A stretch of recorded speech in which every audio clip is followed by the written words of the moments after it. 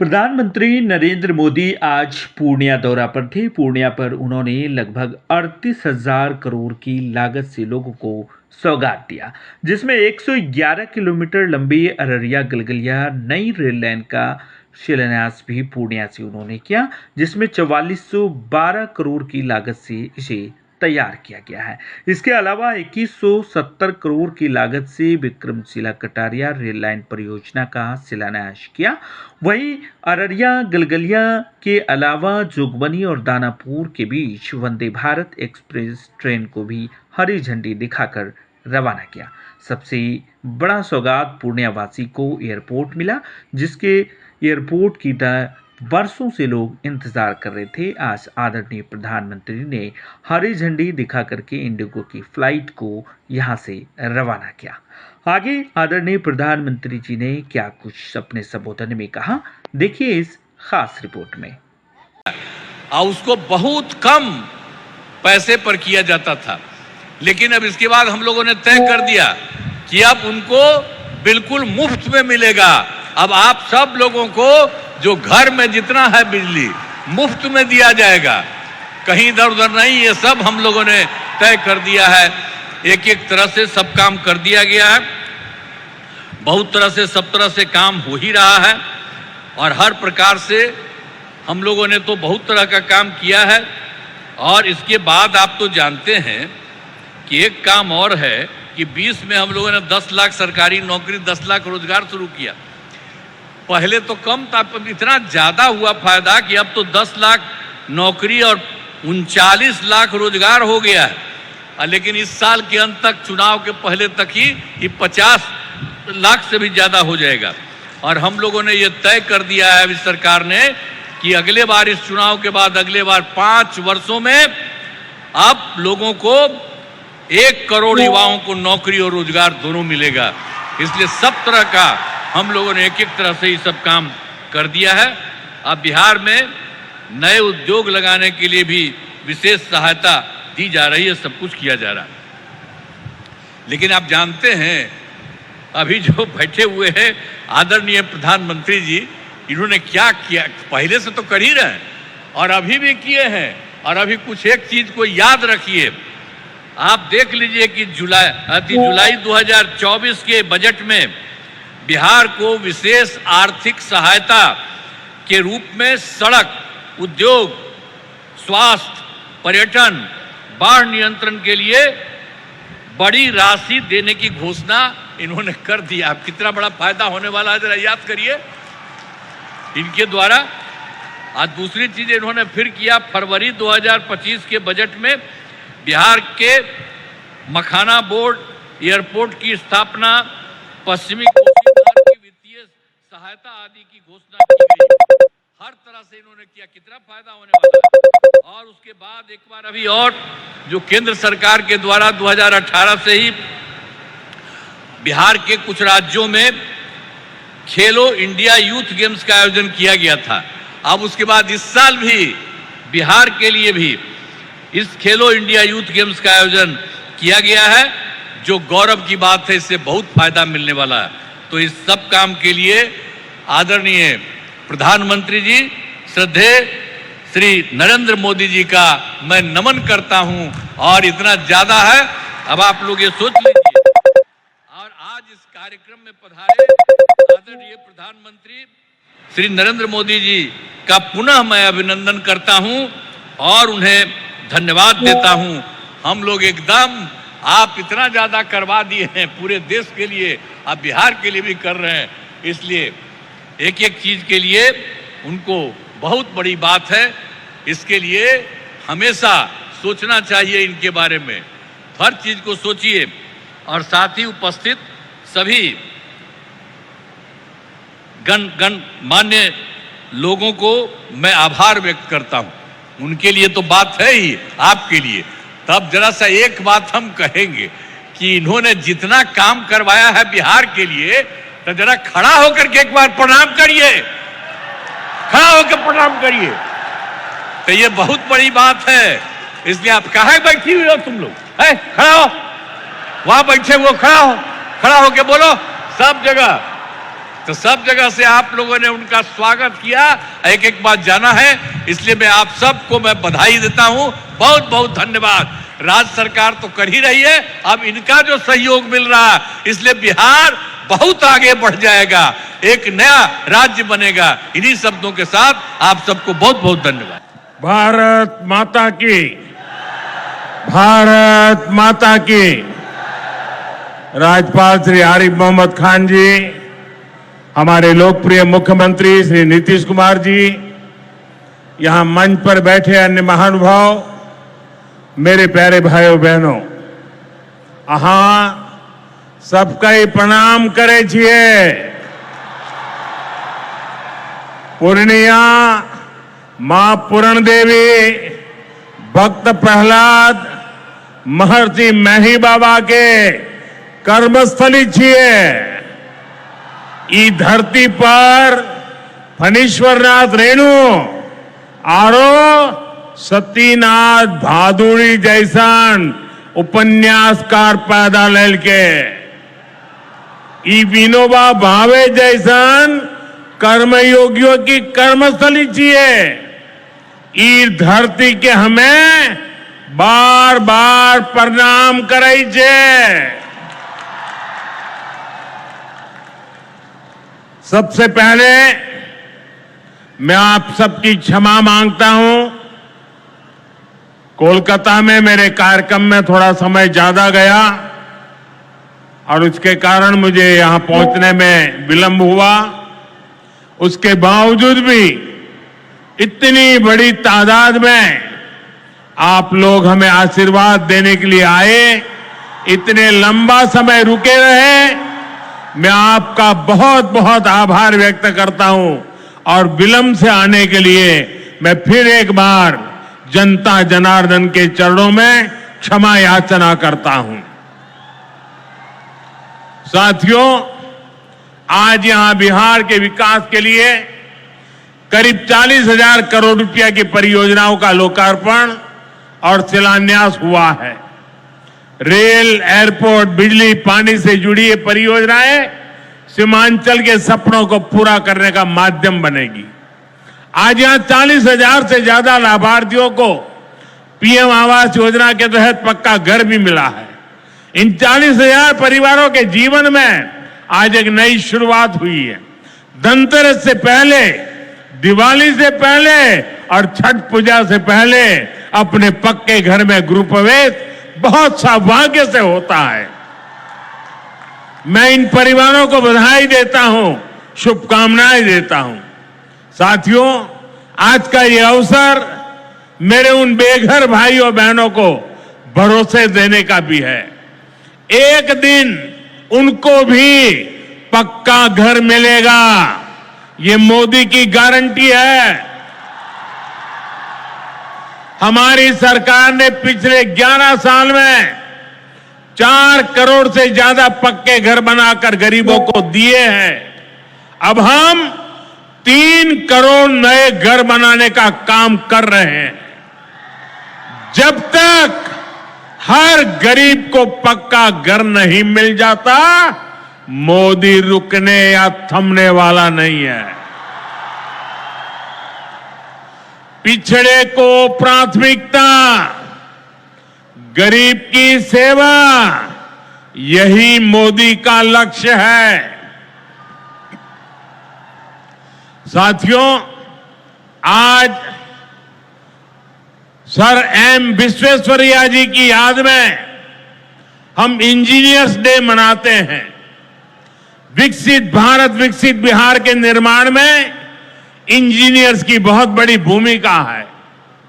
मैं देश के सभी इंजीनियर्स को आज के दिन की बहुत बहुत बधाई देता हूं, अपनी शुभकामनाएं देता हूं। इंजीनियर्स का परिश्रम, उनका कौशल आज के इस कार्यक्रम में भी दिख रहा है।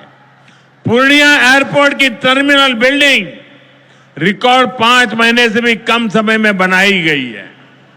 आज इस टर्मिनल का लोकार्पण हुआ है।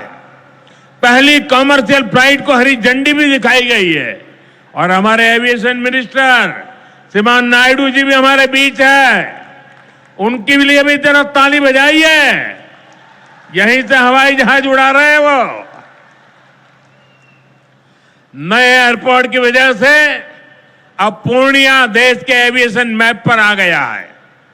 अब देश के बड़े शहरों से, बड़े व्यापारिक केंद्रों से पूर्णिया और सीमांचल की सीधी कनेक्टिविटी होगी। साथियों, एनडीए सरकार द्वारा इस पूरे क्षेत्र को आधुनिक हाईटेक रेल सेवाओं से भी जोड़ा जा रहा है। आज भी मैंने वंदे भारत, अमृत भारत पैसेंजर ट्रेन को हरी झंडी दिखाई है। आज अररिया गलगलिया नई रेल लाइन का उद्घाटन हुआ है। विक्रमशिला कटरिया नई रेल का शिलान्यास भी किया गया है। साथियों, कुछ दिन पहले ही भारत सरकार ने एक और बड़ा निर्णय लिया है। Buxar Bhagalpur high speed corridor के मोकामा मुंगेर सेक्शन को मंजूरी दे दी है। इससे मुंगेर, जमालपुर, भागलपुर जैसे इंडस्ट्रियल हब को बहुत फायदा होगा। सरकार ने भागलपुर, दुमका, रामपुर हाट रेल लाइन के दोहरीकरण को भी मंजूरी दे दी है। साथियों, देश के विकास के लिए बिहार का विकास जरूरी है और बिहार के विकास के लिए पूर्णिया और सीमांचल का विकास जरूरी है। आरजेडी और कांग्रेस की सरकारों के कुशासन का बहुत बड़ा नुकसान इसी क्षेत्र को उठाना पड़ा है, लेकिन अब एनडीए सरकार स्थिति बदल रही है।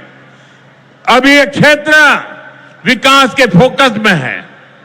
साथियों, बिजली के क्षेत्र में भी बिहार को आत्मनिर्भर बनाने का काम चल रहा है। यहां भागलपुर की पीरपैंती में 2400 मेगावाट के थर्मल पावर प्रोजेक्ट का शिलान्यास किया गया है।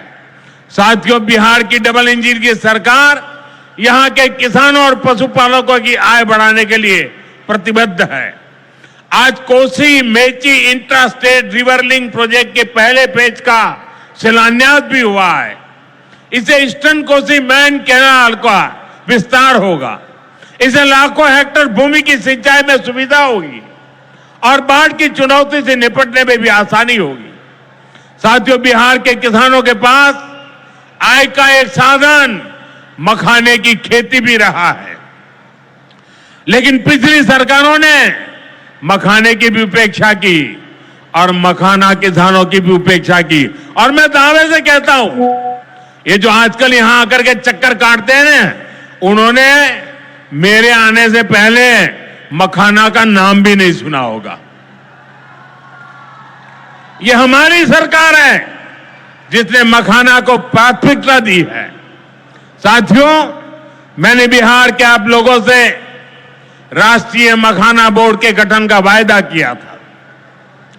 केंद्र सरकार ने कल ही राष्ट्रीय मखाना बोर्ड की स्थापना के लिए नोटिफिकेशन जारी कर दिया है। मखाना किसानों को मखाने की अच्छी कीमत मिले, टेक्नोलॉजी का इस्तेमाल बढ़ाया जाएगा। राष्ट्रीय मखाना बोर्ड इसके लिए निरंतर काम करेगा। मखाना सेक्टर के विकास के लिए हमारी सरकार ने करीब 550 करोड़ रुपए की योजना को मंजूर किया है। साथियों, बिहार के विकास की ये गति, बिहार की प्रगति कुछ लोगों को रास नहीं आ रही है। जिन लोगों ने दशकों तक बिहार का शोषण किया, इस मिट्टी को धोखा दिया, आज वो ये मानने को तैयारी नहीं कि बिहार भी नए कीर्तिमान बना सकता है। आप देखिए, बिहार के हर क्षेत्र में हजारों करोड़ रुपए के डेवलपमेंट प्रोजेक्ट पर काम चल रहा है। बिहार के राजगीर में हॉकी का एशिया कप जैसा बड़ा आयोजन हुआ। ओटा सिमरिया पुल जैसे ऐतिहासिक निर्माण कार्य बिहार में हुए। Made in Bihar rail engine Africa तक एक्सपोर्ट होकर जा रहा है, लेकिन ये सब कांग्रेस और आरजेडी वालों को पच नहीं रहा है। बिहार जब भी आगे बढ़ता है, ये लोग बिहार का अपमान करने में जुट जाते हैं। अभी आपने देखा होगा, आरजेडी की सहयोगी कांग्रेस पार्टी सोशल मीडिया पर बिहार की तुलना बीड़ी से कर रही है। इन लोगों को बिहार से इतनी नफरत है, इन लोगों ने घोटाले और भ्रष्टाचार करके बिहार की साख को बहुत नुकसान पहुंचाया। अब बिहार को विकास करते देखकर कांग्रेस आरजेडी ने फिर बिहार को बदनाम करने की ठान ली है। भाइयों बहनों, ऐसी मानसिकता वाले लोग कभी बिहार का भला नहीं कर सकते। जिन लोगों को अपनी तिजोरी भरने की चिंता रही हो, वो गरीब के घर की चिंता क्यों करे? कांग्रेस के एक प्रधानमंत्री ने माना था कि कांग्रेस सरकार 100 पैसा भेजती है, 100 रुपये, तो 85 पैसा बीच में ही लूट जाता है। आप मुझे बताइए, कांग्रेस आरजेडी की सरकार में सीधे गरीब के खाते में पैसे आ पाते थे। लालटेन जला करके वो पंजा उस पैसों को हाथ मारता था और 85 पैसे मार लेते थे। कोरोना के बाद से ही हर गरीब को मुफ्त राशन मिल रहा है। क्या कांग्रेस आरजेडी की सरकार में आपको मुफ्त अनाज मिल पाता क्या? आज आयुष्मान योजना की वजह से हर गरीब को 5 लाख रुपए तक मुफ्त इलाज की सुविधा है। जिन लोगों ने आपके लिए अस्पताल तक नहीं बनवाए, वो आपको मुफ्त इलाज की सुविधा, मैं आपसे पूछना चाहता हूं, क्या ये मुफ्त इलाज की सुविधा दे पाते क्या? आपकी चिंता कर सकते क्या? साथियों, कांग्रेस और आरजेडी ने न केवल बिहार के सम्मान को खतरा है, बल्कि बिहार की पहचान को भी खतरा है। आज सीमांचल और पूर्वी भारत में घुसपैठियों के कारण डेमोग्राफी का कितना बड़ा संकट खड़ा हो चुका है। बिहार, बंगाल, असम, कई राज्यों के लोग अपनी बहनों बेटियों की सुरक्षा को लेकर चिंतित है। इसलिए ही मैंने लाल किले से के डेमोग्राफी मिशन की घोषणा की है। लेकिन वोट बैंक का स्वार्थ देखिए, कांग्रेस, आरजेडी और उसके इकोसिस्टम के लोग घुसपैठियों की वकालत करने में जुटे हैं, उन्हें बचाने में लगे हैं और बेशर्मी के साथ विदेश से आए घुसपैठियों को बचाने के लिए ये नारे लगा रहे हैं, यात्राएं निकाल रहे हैं। ये लोग बिहार और देश के संसाधन और सुरक्षा दोनों को दांव पर लगाना चाहते हैं। लेकिन आज पूर्णिया की इस धरती से मैं इन लोगों को एक बात अच्छी तरह समझाना चाहता हूं। ये आरजेडी कांग्रेस वालों की जमात, जरा कान खोल के मेरे बात सुन लो। जो भी घुसपैठियां हैं, उसे बाहर जाना ही होगा। घुसपैठ पर ताला लगाना एनडीए की पक्की जिम्मेदारी है। जो नेता बचाव में खड़े हैं, जो घुसपैठियों को बचाने के लिए मैदान में आ जाए, मैं जरा उनको चुनौती देता हूं। आप घुसपैठियों को बचाने में चाहे जितना जोर लगा लें, आप घुसपैठियों को हटाने के संकल्प पर काम करते रहेंगे। जो लोग घुसपैठियों की ढाल बनते हैं, वो सुन ले, भारत में भारत का कानून चलेगा, घुसपैठियों की मनमानी नहीं चलेगी। ये मोदी की गारंटी है। घुसपैठियों पर कार्रवाई होगी और देश इसका अच्छा परिणाम भी देख के रहेगा। घुसपैठ के समर्थन में कांग्रेस, आरजेडी वाले जो विषय उछाल रहे हैं, बिहार और देश की जनता उन्हें बहुत करारा जवाब देने जा रही है। साथियों, कांग्रेस और आरजेडी बीते 2 दशक से बिहार की सत्ता से बाहर है और निसंदेह इसमें सबसे बड़ी भूमिका बिहार की मेरी माताओं बहनों की है। मैं बिहार की माताओं बहनों को विशेष प्रणाम करता हूं। आज आरजेडी के दौर में खुलेआम हत्या, बलात्कार और फिरौती जैसे अपराधों की सबसे बड़ी भुक्तभोगी बिहार की मेरी माताएं बहनें, यहां की महिलाएं थी। डबल इंजन सरकार में वही महिलाएं लखपति दीदी और ड्रोन दीदी बन रही है। ड्रोन दीदी बनाने का काम आज हम कर रहे हैं। सेल्फ हेल्प ग्रुप्स के जरिए महिलाएं इतनी बड़ी क्रांति कर रही है। खासकर नीतीश जी के नेतृत्व में यहां जीविका दीदी अभियान की सफलता को अभूतपूर्व रही है। पूरे देश के लिए बिहार प्रेरणा है। साथियों, आज भी यहां लगभग 500 करोड़ रुपए का कम्युनिटी इन्वेस्टमेंट फंड हमारी इन बहनों के लिए जारी किया गया। 500 करोड़ रुपया। ये राशि क्लस्टर लेवल फेडरेशन तक पहुंचेगी, जहां से गांव-गांव के स्वयं सहायता समूहों को ताकत मिलेगी। इससे महिलाओं का अपना सामर्थ्य बढ़ाने का अवसर मिलेगा। साथियों, आरजेडी और कांग्रेस के लिए सिर्फ अपने परिवार की चिंता ही सबसे बड़ा काम है। ये लोग कभी आपके परिवार की चिंता नहीं करेंगे, लेकिन मोदी के लिए आप सभी मोदी का परिवार है। और इसलिए मोदी कहता है सबका साथ सबका विकास। और ये लोग क्या करते हैं? उनके परिवार का साथ और उनके परिवार का विकास। इसलिए भाइयों बहनों, मोदी आपके खर्च की चिंता करता है, आपके बचत की चिंता करता है। आने वाले दिनों में कई पर्व और त्योहार आने वाले हैं। इस बार दिवाली और छठ से पहले हमारी सरकार ने गरीब और मध्यम वर्ग के लिए एक बहुत बड़ा उपहार दिया है। आज 15 दिसंबर है। अब से ठीक हफ्ते बाद नवरात्र का पहला दिन आएगा और उसी दिन 22 सितंबर से देश में जीएसटी एकदम कम हो जाएगी।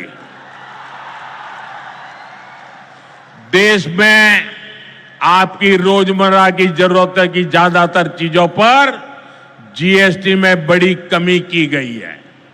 यहां आई मेरी माताओं बहनों, मैं खास तौर पर बताना चाहता हूं, जीएसटी कम होने से माताओं बहनों का रसोई का खर्च बहुत कम होने वाला है। मंजन, साबुन, शैम्पू से लेकर घी और खाने की कई चीजें सस्ती हो जाएगी। बच्चों की पढ़ाई में काम आने वाली स्टेशनरी की कीमत घट जाएगी। त्योहार में इस बार बच्चों के लिए नए कपड़े और जूते खरीदना भी आसान हो जाएगा, क्योंकि ये भी सस्ते होने वाले हैं। जब गरीब की चिंता करने वाली सरकार होती है तो ऐसे ही गरीबों की भलाई के काम करती है। साथियों, आजादी की लड़ाई में पूर्णिया के संतानों ने अंग्रेजों को भारत की ताकत दिखाई थी। आज एक बार फिर ऑपरेशन सिंदूर में हमने देश की वही ताकत दुश्मन को दिखाई है। और इसकी रणनीति में पूर्णिया के जांबाज बेटे की भी बड़ी भूमिका रही है। देश की रक्षा हो या फिर देश का विकास, देश की इस प्रगति में बिहार की बहुत बड़ी भूमिका है। हमें बिहार के विकास अभियान को इसी तरह गति देनी है। मैं एक बार फिर सभी विकास परियोजनाओं के लिए बिहार के मेरे भाई बहनों को बहुत बहुत बधाई देता हूं। नीतीश जी के नेतृत्व का अभिनंदन करता हूं। आप सबको बहुत बहुत धन्यवाद करता हूं। मेरे साथ पूरी ताकत से बोलिए भारत माता की, भारत माता की, भारत माता की। बहुत बहुत धन्यवाद।